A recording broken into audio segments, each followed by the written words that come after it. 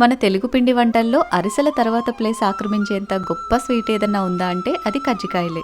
ఎంతో అద్భుతంగా ఉండే ఈ కజ్జికాయల రెసిపీని ట్రెడిషనల్ వేలో సింపుల్గా ఎలా తయారు చేసుకోవచ్చో చూపిస్తాను, మీరు కూడా ట్రై చేయండి. ముందుగా అడుగు మందంగా ఉండే కడాయిలోకి ఓ టేబుల్ స్పూన్ నెయ్యి వేసుకుని 2 కప్పుల బొంబాయి రవ్వ వేసి లో టు మీడియం ఫ్లేమ్లో మంచి స్మెల్ వచ్చి పొడి పొడిలాడేంత వరకు ఫ్రై చేసుకోవాలి. తర్వాత మెత్తగా గ్రైండ్ చేసుకున్న ఎండు కొబ్బరి పొడిని కూడా ఒక కప్ యాడ్ చేసుకుని పొడి పొడిగా అయ్యేంత వరకు ఫ్రై చేసి పూర్తిగా చల్లారనివ్వాలి. అండ్ ఇందులోకి స్వీట్నెస్ కోసం నేను పటిక బెల్లం యూస్ చేస్తున్నాను. 1.5 కప్పు పటిక బెల్లం పౌడర్, 1 స్పూన్ ఇలాచీ పౌడర్ వేసి చక్కగా అంతా కలుపుకోవాలి. తర్వాత స్ట్రైనర్ లోకి ఒక 3 కప్పుల మైదా పిండి, 1/2 స్పూన్ ఉప్పు వేసి జల్లించేసుకుని 3 టేబుల్ స్పూన్స్ నెయ్యి కూడా వేసి చక్కగా అంతా కలిపి తగినన్ని నీళ్లు పోసుకుంటూ సాఫ్ట్ చపాతీ ముద్దలాగా కలిపేసుకుని ఒక 10 నిమిషాల పాటు పక్కన పెట్టేసుకోవాలి. 10 నిమిషాల తర్వాత చిన్న చిన్న పిండి ముద్దలాగా చేసుకుని చపాతీ పీట మీద పల్చగా ఈ విధంగా రోల్ చేసుకోవాలి. మనం ముందుగా రెడీ చేసి పెట్టుకున్న స్టఫింగ్ ఇందులో పెట్టేసుకుని ఎడ్జెస్ కి కొంచెం వాటర్ అప్లై చేసి ఈ విధంగా క్లోజ్ చేసేసుకోవాలి. ఎడ్జెస్ ని ఫోర్క్ తోటి ఇలా ప్రెస్ చేసుకున్నారంటే మంచి డిజైన్ వస్తుంది, గట్టిగా స్టిక్ అయిపోతాయి.